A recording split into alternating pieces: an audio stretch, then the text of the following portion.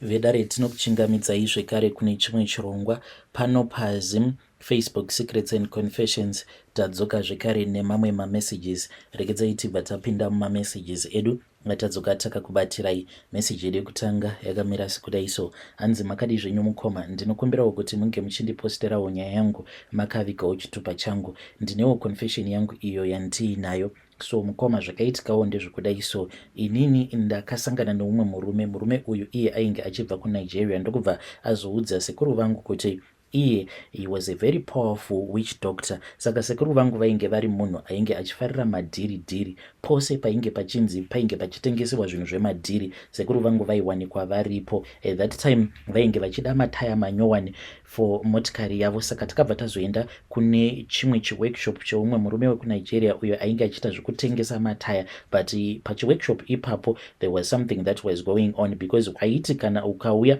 uchiti uri kuda mataya, then vaibva vazokuudza kuti unge uchizoya mangwana, then mangwana acho pawaizouya ndo pawaibva wazoona mamwe mataya, mamwe acho avanenge vachiti anenge ari brand new, but uchitoona kuti awa haasi brand new, they will be still be good. Saka ndo zvakazoitika ipapo. Takasvika paya vachida kutenga mataya, then vakabva vazonzi taifanira kuti tinge tichizodzoka mangwana acho. Takazodzoka tikabva tazoona kuti painge paine mamwe ainge achinzi ainge ari manyowani, but tikatoona kuti awa ainge akangorohwa spray painting, achitoratidza kuti ainge atobviswa pane imwe motikari, asi sekuru vangu he just looked to the side. Saka vakati vari busy zvavo netransaction yavo, then ndo pandakabva ndazotanga manje kutaura nemurume uya.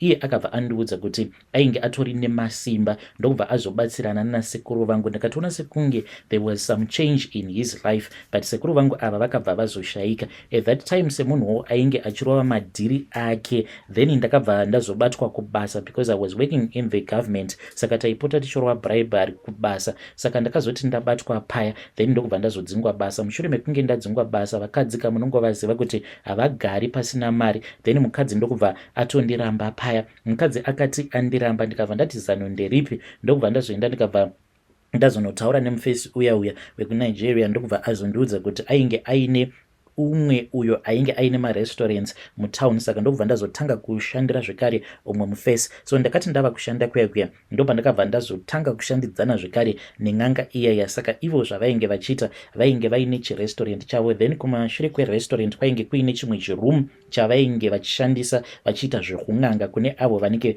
vachida kuromba. So at first this man I didn't take him seriously, but ndakabva ndazoona kuti murume uyu anoratidza kuti ane chipo, because vanhu vaitouya vakawanda desperate for his help, and iye manje kamutauriro kacho kaainge achiita, munhu uye wekuti achitaura newe he can make you believe kuti he can fix anything in your life, and achikupa all the answers that you will be looking for. Saka I was struggling at that time. Ndikabva ndangoti zvakangofanana. Mufesi uyu akabva azondiudza kuti he had a way yekuti iniwo ndinge ndichizoboostawo salary yangu. Akabva anditi all that I had to do was to bring people to him, to convince all the people kuti they needed his services. He promised me kuti mari dzose idzo dzaanenge achizopiwa aizondipawo a certain percentage. Ndikabva ndatoti this was a simple way of getting out of poverty, because namadam tainge tichiri kutaurirana uye zvekare there was hope yekuti taikwanisa kuzodzokerana. So I needed a lot of money. I never thought about my consequences. Ndakangoonawo as a job opportunity. One day I then brought a man, murume uyu, he was my friend, he was still working in the government. He was a good guy, a hard-working man, and munhu airova madhiri, but at that time ainge achangobvawo mukutenga motikari yake cash deal, because ainge aine rimwe zibig dhiri raainge arova mucommunity medu. So there was a lot of bribery that had happened, but ainge ari munhu uya wekuti he was very superstitious, always worried kuti vamwe vanhu will bring bad luck in his life. Saka I knew about him, ndikatoziva kuti ndo yainge iri weakness yake, because patainge tichiri kushanda tose in the same department, taiti kana achida kurova dhiri then aimbotanga azvivarira muoffice make achitaura nevadzimu vake. Saka aizoti kana abuda muoffice obva azokuudzai kuti vadzimu vake vabvuma here kana kuti varamba. Kana vabvuma then the deal will go ahead, kana varambawo then he will say cancel the deal. So mukomanashi ndakaenda naye kuya, then murume uya akabva azomuudza kuti he had to be protected for his new car and nemamwe mabusinesses awo ainge achida kuzoita so that he can be successful. Mukomanashi patakasvika paya ndakatoona kutoti mufesi uyu ainge ava kutokonvinsiwa naiyewo. He was convinced kuti mumotikari make mainge muine chikwambo icho chainge chirimo. Chikwambo icho it was the one that was bringing bad luck, plus ndainge ndagara ndatotipira n'anga iyi kuti mufesi wangu uyu ainge achimbopota achiita maerectile dysfunction, maproblems iwawo. Saka akaudzwa zvose izvozvo kuti chikwambo ichocho ndo chainge chichikonzeresa. Akabva azoudzwa kuti chikwambo ichi yainge isiri nyore kuti chikwambo ichi chinge chichizorasirirwa, uye zvekare painge pachifanira kuti pange pachizoitwa dzimwe mhiko, but mhiko idzi manje it was going to cost a lot of money. Saka iye nekuda kwekuti ainge agara atovhundutsirwa over the next few weeks, aiti kana akaita madhiri kubasa aibva azoya nemari iyaya achingopa mufesi uyu. But that was not the worst part. Zvakazoitika ndezvekuti vakabva vazotaurirana, neniwo ndikabva ndabvuma ndikatoona sekunge rainge riri good deal, because motikari iyi tainge tasarudza kuti tichazoitengesa backdoor. Saka n'anga iya yekunigeria yakabva yazomuudza kuti ainge achifanira kuti ange achizoipa motikari iya, and that was the only way to destroy it. Hanzi, you have to give me this car so that I can cleanse it. Later on I will return it back to you. But tikabva tazoti iye ainge achifanira kuti ange achienda kunochinjisa mapepa emotikari kuitira kuti uyu mufesi uyu paanenge achifamba nemotikari asazosungwa nemapurisa, at least motikari inge ichizowanikwa iri muzita make, ndokubva azobvuma kuita saizvozvo. Zvino mukomanashi akangoti pamufesi uyu wekunigeria motikari mapepa atogadziriswa, mufesi uyu ndokubva atengesa motikari. Akati atengesa motikari ndokubva atongodisappear nemari. Then mufesi uyu akabva azotanga kutaura neni achinditi, shamari, I have lost everything. Mufesi uyu ndakazomupa zvekare dzimwe mari dzekuti tainge tichingotaurirana tiri 2.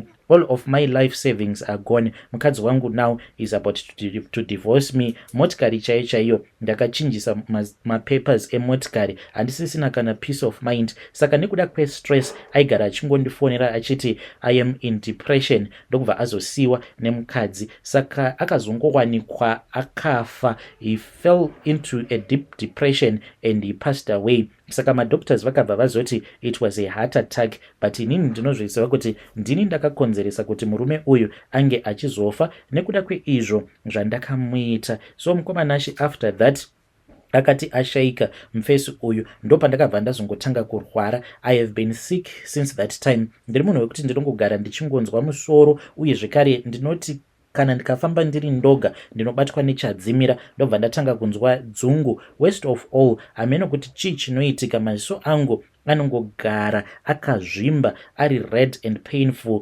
Ndambozama kuti ndige ndichifamba ndichienda kumadoctors akasiyana-siyana, but madoctors ose vanotongobvunza nawo kuti what is going on, what kind of a disease is this? No doctor can even explain it. Nguva zhinji ndinongogara ndichingotya kuti hey, chipoko chake chichagumisidzira chazondiuraya. Kana ari semunigerian uyauya n'anga iya yandainge ndichishandidzana nayo yakabva yatongondidhampa ndokubva yanditiza. Saka iwo ndiyo confession yangu iyi yandinayo. Ndakashandiswa nen'anga iyi. N'anga iyi ikabva yazondiudza kuti yainge ichazondipa mari, but ndokubva yazonditiza. Vedare ndo message iyo yandakatumidzirwa ichibva kuchannel yedu iya yechirungu. So let us talk about this issue in the comment section. Zvakangoma hazvo veduwe. Regedzai tibva taenda panyedu inotevera. Nyedu inotevera yakamira sekudai so. Hanzi makadi zvenyu mukoma, ndinokumbirawo kuti munge muchindiposterawo nyaya yangu makavikawo chitupa changu. Ininiwo ndikurarama ndiri munomu munyika yevatorwa. Saka ndakauyawo kuno ndichitsvakawo something, hoping for a better life. Ndichizviudzawo kuti kuya kwandainge ndaita kuno I had escaped poverty, but things did not go as planned. Saka I have been in this city for the past 3 years, but mukomanashi basa chairo basa kuti ndige ndichiwana basa, it is proving to be very difficult. So zvakazoitika mukomanashi ndezvekudai so, sezvo ndainge ndine umwe mukadzi uyo wandaipota ndichimboshandira ane chirestaurant chake pataxi rank. Saka ndakati ndiripo pataxi rank paya ndopandakabva ndazosangana nevamwe varume avo vainge vachifamba nevamwe pastor vachipa maflyers inviting people to their church. Saka ndakabva ndazotorawo flyer riya pastor vaya vakabva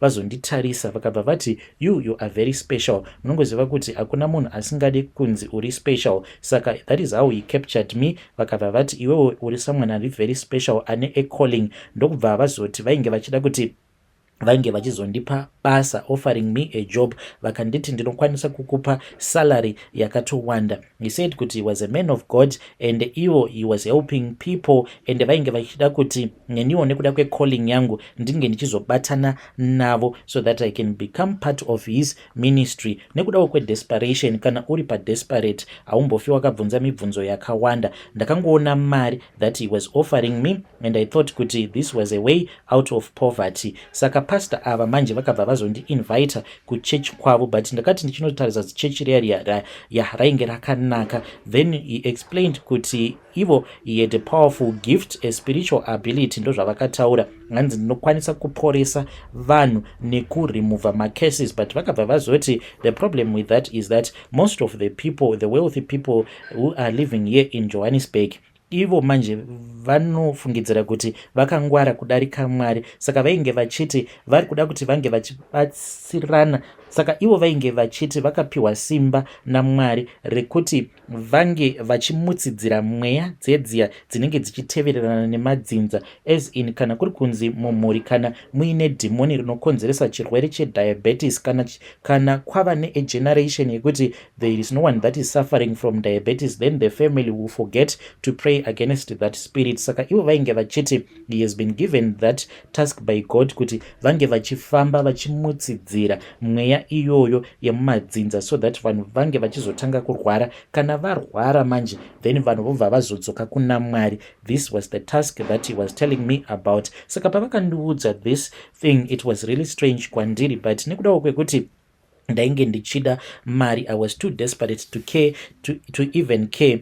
I then went through the training process. Saka zvatinoita ndezvekudai, so tinotofamba nemotikari. Pane motikari dzedzia dzinofamba dzichipa like zvimabraucha, zvimapepa zvekunana Shoprite, vana OK, vana Game, zviya zvekuti unozongochiona chakangopfekedzerwa muletterbox mako. Saka isusu zvatinoita ndezvekudai, tinongofambawo navo vakomana vaya, them not even knowing kuti isuwo titori pamission. Then tinozoti kana tofamba especially kuma-suburbs, because tinowanzo kufamba muma-wealthy neighborhood, then paya paunoti wapfekedzera chipepa chechiya unobva wazotora ivhu, wabva wazotanga kumwaya ivhu pagedhi remunhu. Uye zvekare kana ukakwanisa kutopinda mukati, it will be much better, obva watokasika kutomwaya pafront door. Saka unoti kana wamwaya ivhu iri rinotorwa kumakuva. Saka ivhu iri sezvo richitorwa kumakuva, iro rinobva razounza bad luck, misfortunes, uye zvekare nemacases into the lives, and zvinobva zvazokonzeresa kuti vanhu ava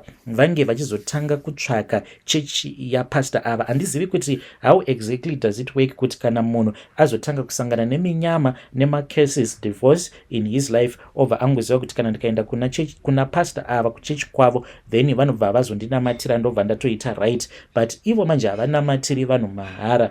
He can heal you for a price. Kunamata vanotokunamatira ukatopora, but for a price. Saka mukuzonotaura navo ivo, what he told me, it shocked me, and ndikatoona kutoti mapastors awa vari kuita mari. Vakandiudza kuti sometimes vanotocharge up to 100,000 rands per consultation, depending nekuti iwewe urwere hwacho hwakaita sei. And at that time I did not understand kuti why is it vanhu vachizobhadhara mari dzakawanda kudaro, but nekuda kwekuti kana tikagara tamwaya ivhu rekumakuva pamba pako, you will never know any peace. Saka mazuva ekutanga I felt kuti zvinhu izvi zvatiri kuita zviri very evil, but so far mukomanashe kumusha uku ndatova nema-investments angu andakaita, uye zvekare mari yandakazopiwa, because ndakangopiwa envelope rainge rakazara, because ndakangopiwa envelope yainge iine mari as an advanced payment, and he promised me kuti kana ndikangoramba ndichingoita basa rangu nemazvo, then ndinongoramba ndichingopiwa mari. And this man he has been giving me a lot of money. Pamakore mashomanana iwawo andashandidzana navo pastor, kumusha uku ndatoita mamwe mazi-developments zvekuti kunyangwe ndichida kudzokera kumba I will never suffer, but handichakwanise manje kuti ndinge ndichidzokera kumba, because pastor ava he even threatened me with death. So mukomanashe ndizvozvo zvatinoita, we go around the rich neighborhoods tichitodrivawo motikari yedu tichitoita sekunge vanhu vari kuitawo zvemarketing, then tinoti kana tikatadza kumwaya ivhu iri rekumakuva pamba pemunhu uyo watinenge tichiona kuti pamba apa panoratidza kuti panogara munhu ane mari dzake, then we will just find a place to park, then later on manje tinozotanga kufamba netsoka, uchingoita kunge munhu ari kubva kubasa or wherever you are coming from, tinobva tatojamba tobva tatopinda mumayard evanhu, then slowly tinobva tazoenda tobva tamwaya ivhu riya close to their doorsteps anyway. Plus ndianiko angamboona kuti pamba pangu pane ivhu ramwayiwa pafront door kana kuti pafront gate, saka no one even bother to notice. But mukoma Nashi, dzimwe nyaya dzandinonzwa so dzinondinzwisa tsitsi, because most of the people pavanouya kuchurch vazhinji vacho vanenge vachitopupura kuti before they had came to church they lost their businesses overnight. Vamwe ndo vakangotanga kungorwara nemachronic illnesses, vamwe ndo vakazongopedzisira vaita madivorce, and most of them they end up coming to church and they have to pay a lot of money. And vanhu vazhinji who will come to the church for the first time, kana ndikasangana navo nyatsokuona kuti ya vanhu ava vashungurudzwa nemweya yemadhimoni, zvazvekuti munhu unenge wava kumaona kuti ya this person, the things that they have seen and witnessed, no human is supposed to witness so much demonic presence in their life. So mukoma, by the time pandakatanga kuona kuti zvinhu izvi zvatiri kuita zviri kutambudza vanhu vasina mhosva, ndo pandakabva ndatanga kufila guilt. Ndaiti pose kana ndikapiwa mari ndichitumidzira mari iyi kuhama dzangu kumusha, but mwoyo wangu waizosara uchirwadza until I could not do it anymore. Ndakabva ndazoenda kuna vamufundisi ndokubva ndataura navo ndikabva ndati mufundisi, ininika ndinokutendai neopportunity yamakandipa, but ndashanda zvose zvandainge ndichida. I think I have gotten it, I want out. Ndokubva vaseka paya. Zvakatondishamisa kutoti komufundisi wava kuseka ibho here, but vakabva vati inini I was in too deep and hazviite kuti ndinge ndichiita walk away. Ndokubva vazonditi ingawani ndakakupa mari yakawanda, and vakabva vanditi, handiti unozviziva kuti inini ndine masimba akatodarika masimba ana Mwari. Saka vakabva vatonditi vane simba rekuti you can even curse me. Vakanditi if you try to live, do you know kuti I can make sure kuti you will end up worse than most of the people. Saka you can just imagine kuti iniwo palevel rangu ndichiri murombo, saka kana vakazondikesa more than the way that he has cursed some rich people, then ndichazoita sei? Saka I am trapped mukoma Nashi, ndiri munhu uya wekungoti ndava kungorarama sekunge ndiri muprison, and I keep on doing this mukoma Nashi. This is my confession. Ndo zvandichiri kungoitiswa napastor ava, and pastor ava vatori munhu kutoti vatori nemukurumbira chaizvo, but ndo zvinotovararamisa. Vatova a multimillionaire nekuda kwemari idzo dzavanopiwa pamaconsultation. Vedari ndo message iyo yandakatumidzirwa ichibva kuna mukoma vedu.